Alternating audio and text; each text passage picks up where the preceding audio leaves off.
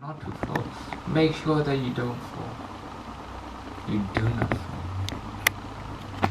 The instruction is formulated in a negative term, the other in a positive term. So the child didn't know, how to behave so that she doesn't fall. So straight away she fell down to the ground. The one who got the instruction, from his mom to hold onto the branches tightly, he did that immediately and he didn't fall. He didn't fall to the ground.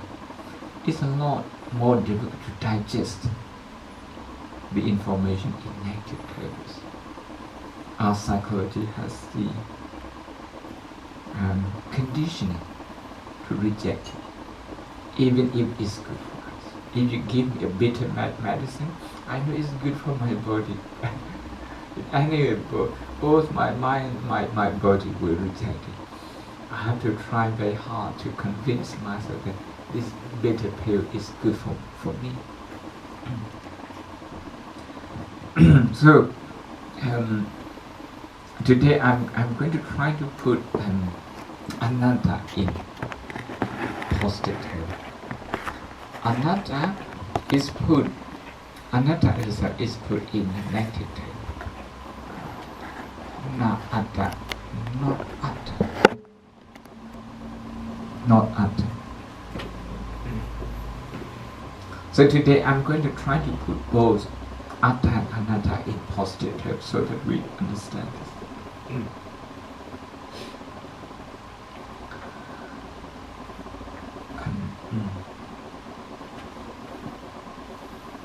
To me, anatta is about the need that we need the need to feel unique. We want to feel unique.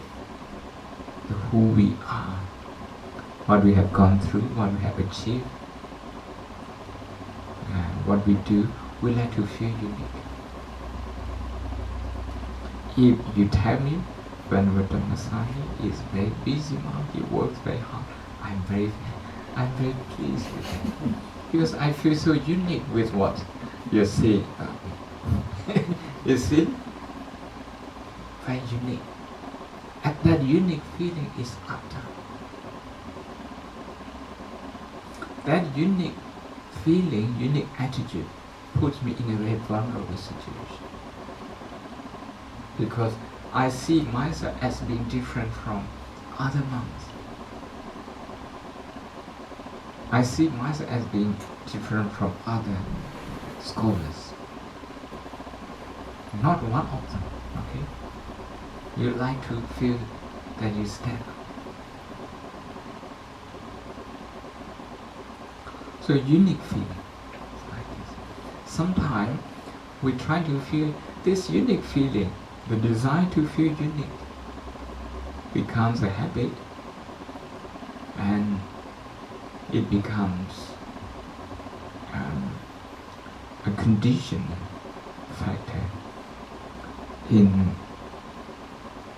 the way we look at things, in the way we look at ourselves.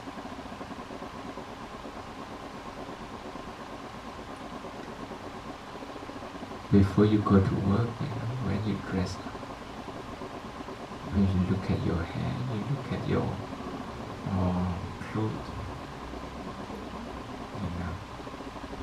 you will see there's something you do almost unconsciously. But you want to identify that this is you, you're unique. You're unique. So that's what the Buddha is saying. This is the seed of trouble. The seed of trouble. Sometimes we hang on to pain, to unpleasant situation, because we think this makes us happy.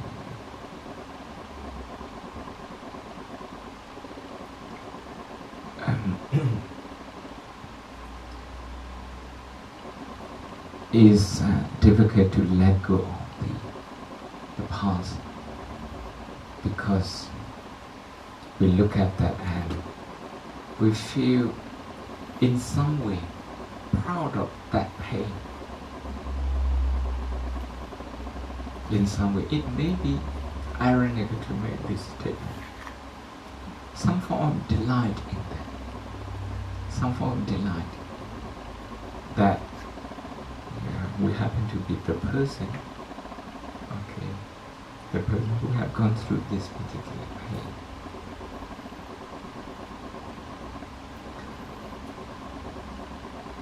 So the tendency is always about putting a barrier between us and other people, because we really want to feel very much an individual.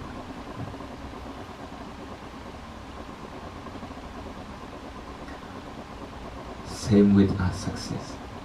You see, for the last 2 or 3 weeks, I have had to talk to some engineers and some architects also. And the way they relate to each other is like, I'm 2 years senior. The same with doctors. I'm so yes, but he is 1 year junior too. That means a lot in that circle. The same with monks. We always have to identify each other who ordained first, even 1 year, even by 1 month. We have to know this. And when you are, sometimes you feel very good when you are junior, because you like to feel young. But sometimes you feel very good if you are senior, because you want the privilege of the seniority. You see, the mind is always playing around uniqueness, being a unique individual.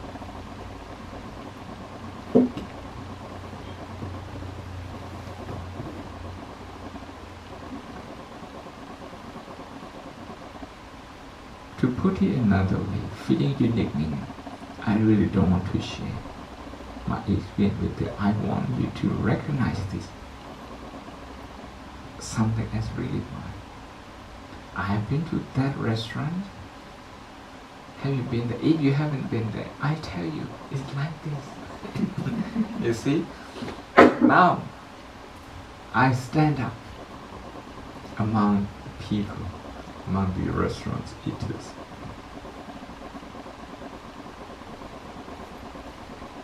So, the English saying of been there, done it. This, you can look at that, from this point of view, and you can see how delighted we feel when we make that expression.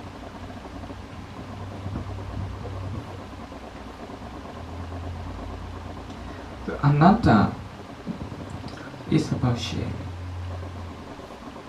It's about sharing.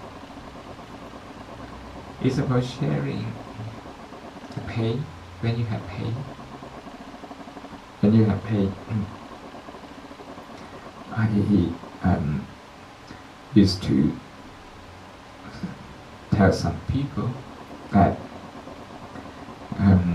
when I was about 20, my mother and my elder sister did quarrel. And I used to think that incident, that family, quarrel, was unique to us. Everybody else, every family, was fine. Okay, they had no such quarrel. So we are unique. With this quarrel.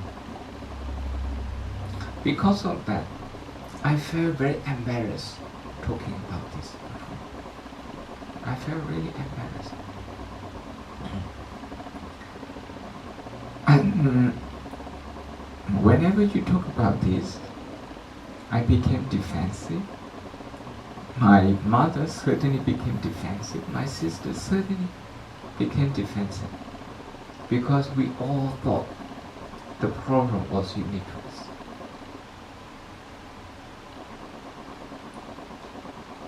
We thought that our neighbors, all of them, they were problem-free families. So when we cling to that, you can see now we are looking at the trouble, the experience.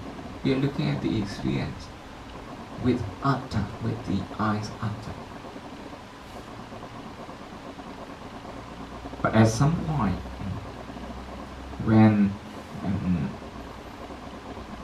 we all decided to live in different places, my mother trying to go and live in a different town, my sister remained in the same town. I left the country. Our experiences over the years convinced us that we were not unique and their family were. And they were not unique. They are like us and we are like them. And this experience, this realization, when it comes, it takes a lot of pressure out of your heart. Now the word okay starts to come. It's okay. It's okay to quarrel. It's okay that they quarrel. Now we start sharing. We start sharing the pain.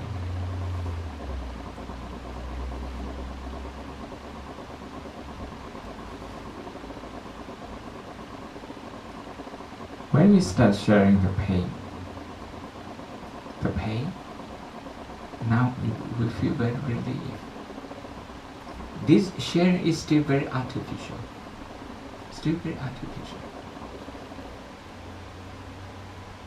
Because in some way, our sharing is still limited. That is why the Buddha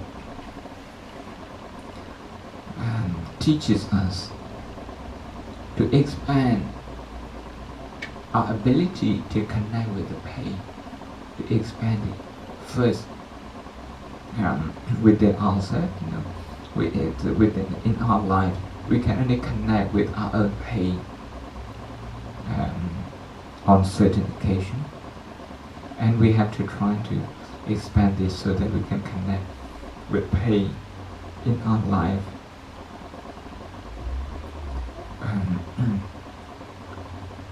It doesn't matter when it happens, so that we can connect with pain more and more within ourselves.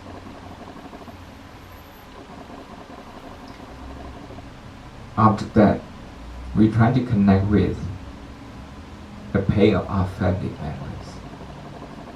I'd like to tell you this particular incident that I have encountered in Thailand. A meditator I spoke to, I asked her, you must be very pleased now as a mother. All your 4 children have been educated in some of the best universities in England, and are now back in Thailand working. The youngest one studied law in Durham and she said, no, I don't feel much mudita. I don't feel much joy, because she just quit the job. And because she didn't feel the job, her job was satisfying, so she quit the job. Quitting the job, that means the youngest daughter was feeling some pain and some emotional pain. When that happened, the mother could no longer feel the joy that her daughter has in doing well, in having done well at the university, in having good health.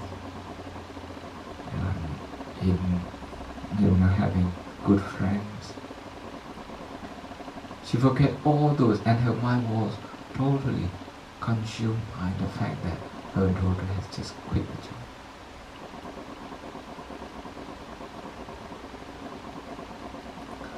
That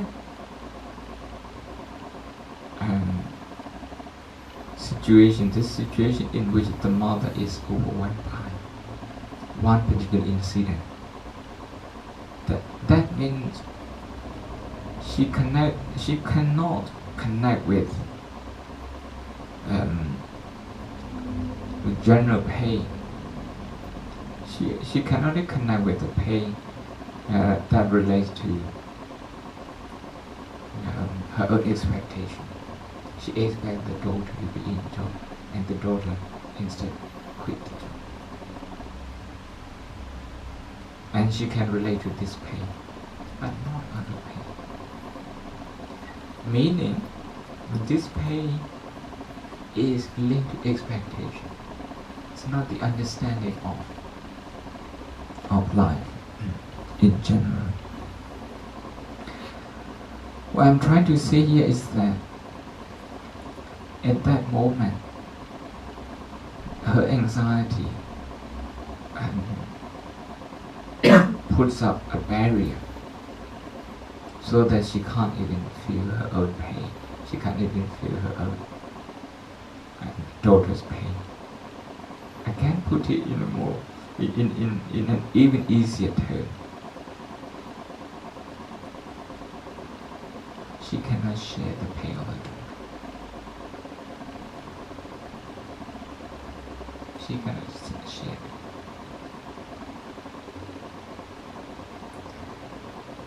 This is how we usually look at the situation, look at the difficult situation with Atta, with the unit.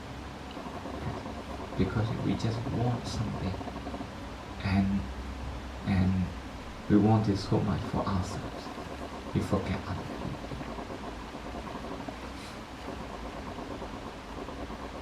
So to me, Anatta is about sharing the pain, about sharing the joy that we do in metta meditation. If you look at the second sermon of the Buddha, it's very clear that the Buddha is teaching us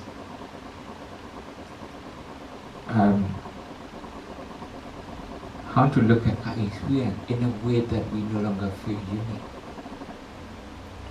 but in a way that we feel we share with many people, and many people share our pain. When I heard many people started talking about their family quarrels, I feel, even though they didn't know that my mother and my elder sister quarrel in a very big way, in the worst possible way. But when they came and told me about their family quarrels, I felt that they share our problem. Because of that realization, the burden that I used to have related to my family's quarrel, okay, now it became a lot easier to deal with, to handle. No need to become defensive, no need to feel ashamed about this. It's okay. It's okay. When I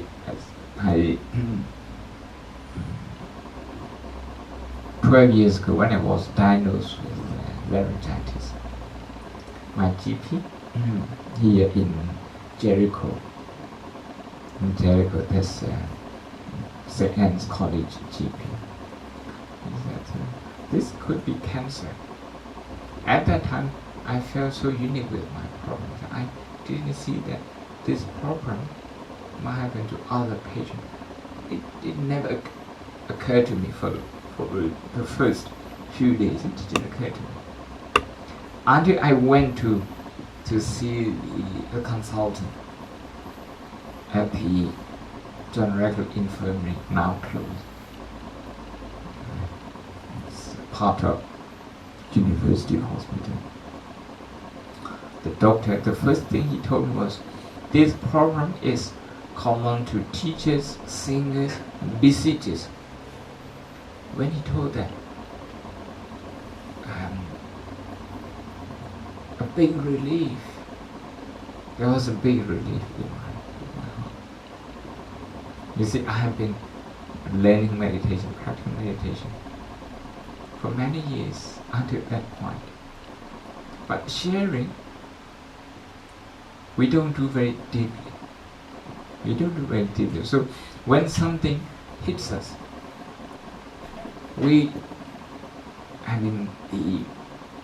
you can call this, if you like, survival instinct.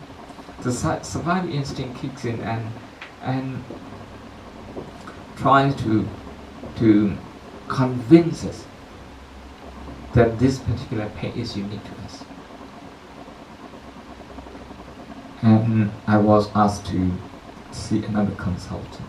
He confirmed the same. This problem is common to many people. I felt shame. I felt being shamed. And my problem was no longer unique. At that moment, the psychological burden just dropped. But this is very important. What the Buddha is saying is this. We need to share. We need to share our pain. We need to share our joy. If we feel it's unique, then we need to bring mindfulness to look at this psychology, the desire to feel unique, the attitude that feel that this experience is unique. In the second sermon, the Buddha analyzes our experience. That our experience has 5 components. 5 components. One is the physical components. You hear my voice now, and your ears and my voice, these are the physical components. They come into contact. And you know something, you're conscious of something, conscious of the voice. So consciousness arises through ear. It's what we call technically ear consciousness arising. So 2 components only. One is the physical component, the other is the initial understanding, that is consciousness. You know this is a voice. You also know this is Venerable Dhammasami's voice. Why? Because you have the memory. This is voice. Voice is like this. Human voice is like that. Venerable Dhammasami's voice is like this. So this is memory. We call this sanya. And following this, like and dislike, confusion or thinking, and all these go on. What I call the dynamic part of thinking, the dynamic emotion, dynamic thinking, sankhara. And then feeling also arises, sometimes neutral, sometimes. If you think another Buddhist is in trouble, you feel very sad for that person. If another one who is not Buddhist fall into trouble, you can always look at your heart. If you can connect with that people. If you are Burmese, if you feel more pain of a Burmese, this is natural. But we need to use this as a foundation to expand our ability to feel the pain of other people, not Burmese. The same with the Thai, Thai, Thai people. You feel the pain of your people. This is very good. But if you cannot expand this to non-Thai people, that even among the Thai people, you will have many limits. That is why in Abhidhamma, in Theravada Abhidhamma. Compassion and joy, these two, they have the ability to reach everyone, to go beyond all the boundaries. That is why in Pali it's called Appamanya, limitless quality of the heart. That is compassion and joy too. How? Because when you can connect with the pain and the joy of the people, you connect with them not because you think they benefit you, not because you think they are your people, not because you think they are your friend. You can connect with the pain of your friend as much as your foe.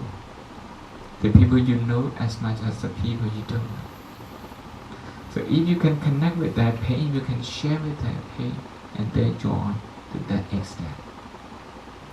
That's when compassion becomes internalized, limitless, apamanya, tatamumongre, apamenya, to karuna and mudita, Abhidhamma scholar. So any question?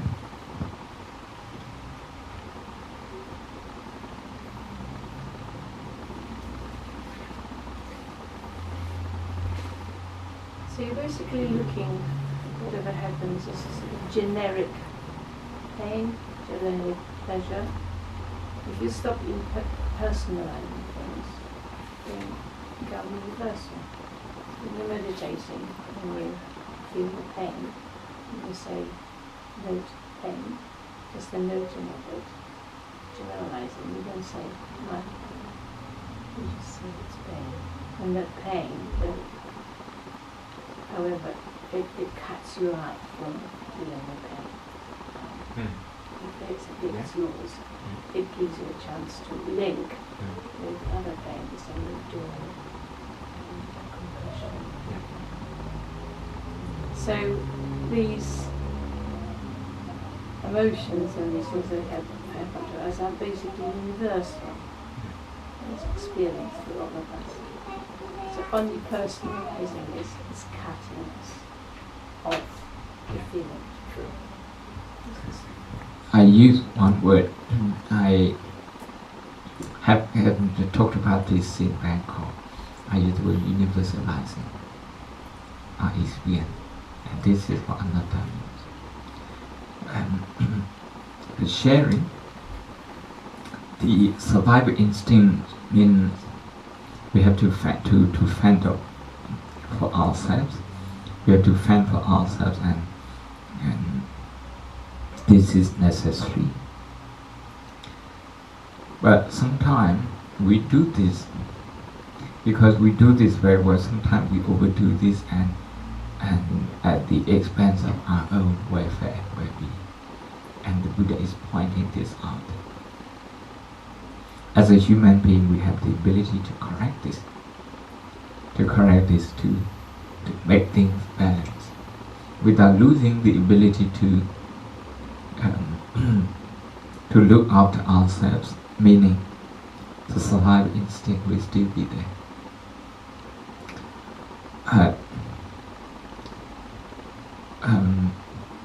At the same time, we can also, because survival instinct is about protection, and we can protect ourselves in a better way if we think,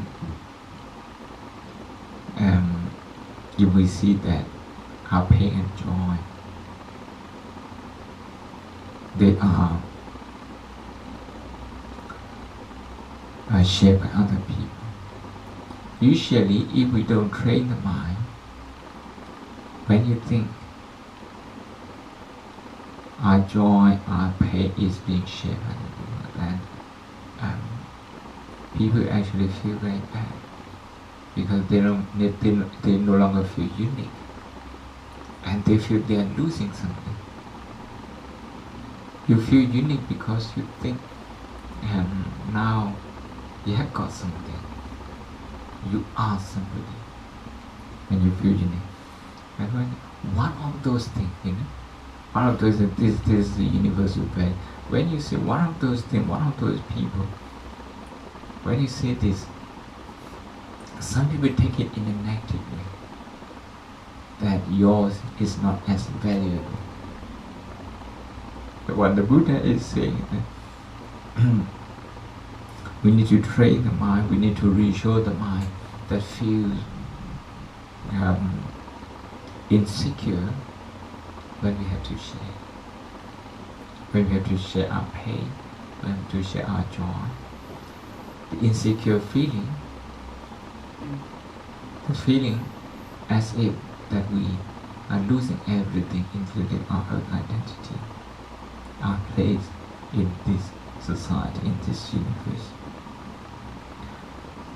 And all those is my creation. It's my creation. And through meditation, when we come to see this, actually, it's okay not to feel unique. Actually, it's okay to share. Just wanted to make a comment. I can't agree more when you said that a lot of the time we actually expect other people to kind of behave the way we like it. So like personally, when my mother's unhappy, when I see her unhappy, it's probably about me wanting to see her happy than actually about her. So unless I kind of have pause and think about it, I think it is about her, but actually it probably is me wanting that sort of her to be. So again, it's Atta, you, the things about her. Yeah. Even in the way we care for each other, you can see Atta. I thought, I was a very dutiful son, but my mother and my sister quarreled. I was very clear that I was going to side with my mother and cut off my sister. And I did that for a few years, simply because I couldn't share the pain of my sister.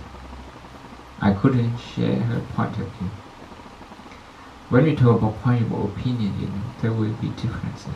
But when you talk about pain, when my mother was in pain, my sister was in pain, I could have easily connected with the pain.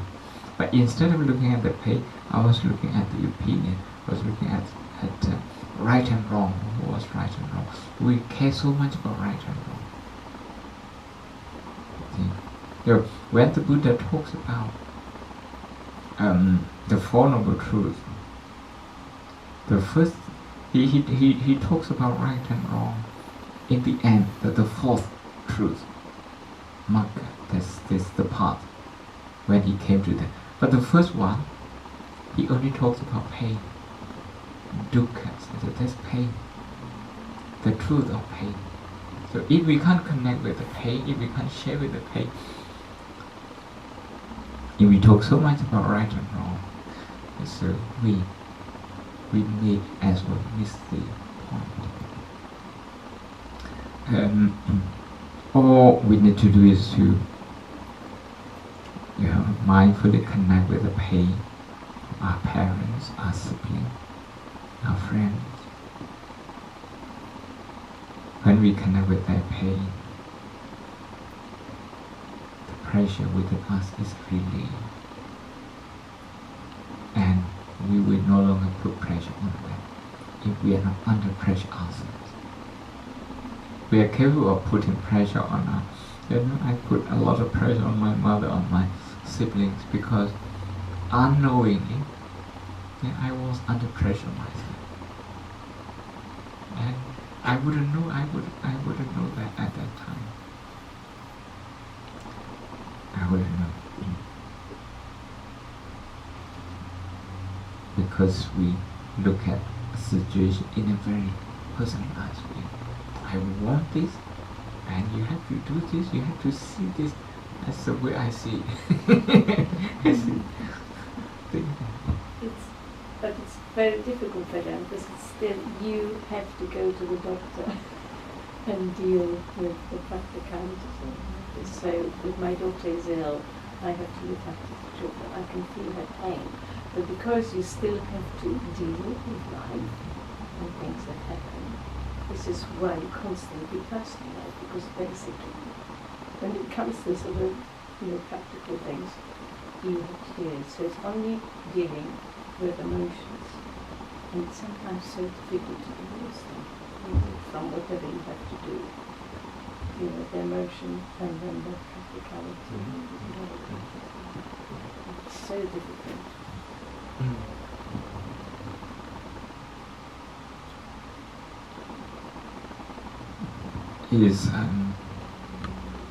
It's good to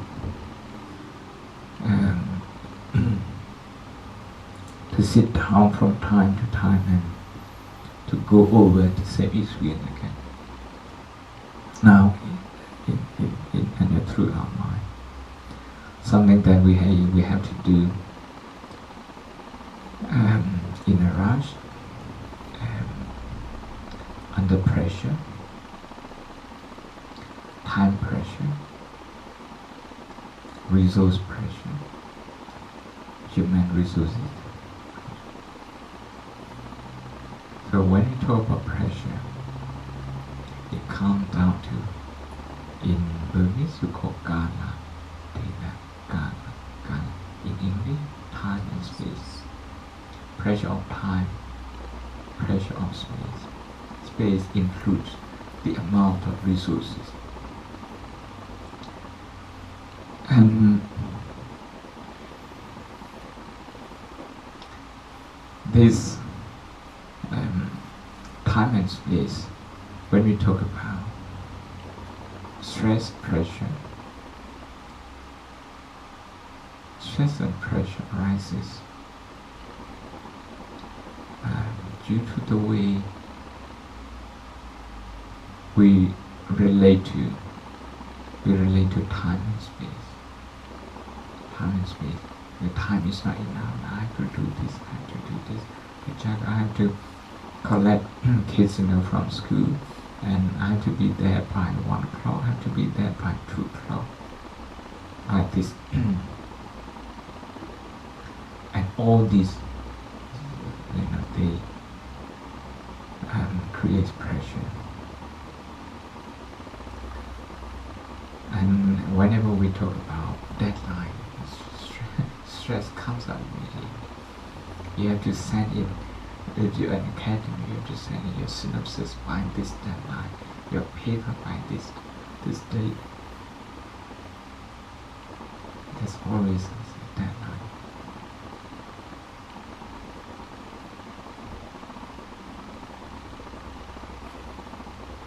You have to be back to work by which day, and immediately it raises your stress level.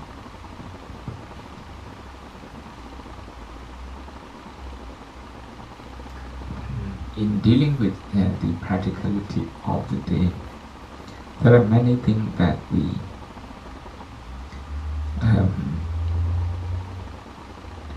we do.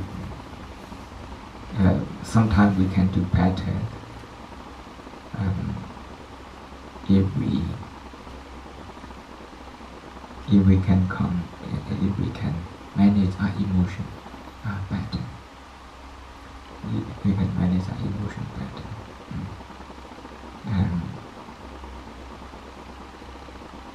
What is important is to share with the pain. If we share with the pain of, say, if you adopt pain, if you share with the pain of your patient, it's less stressful. If you're a GP, it's a GP, it's a GP. If you share with their problem, and this you feel their pain. Otherwise, you think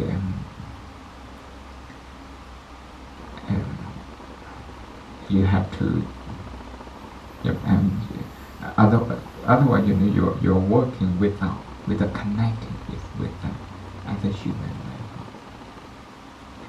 at the professional level, you're dealing with them. You're dealing with them very well.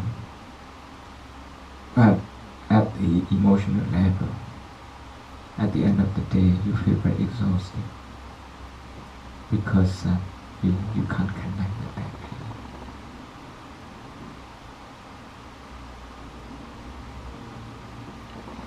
If you can connect with that pain, this is a source of compassion. Compassion gives you energy. Compassion is an energy. If you can't connect with that pain, to have to complete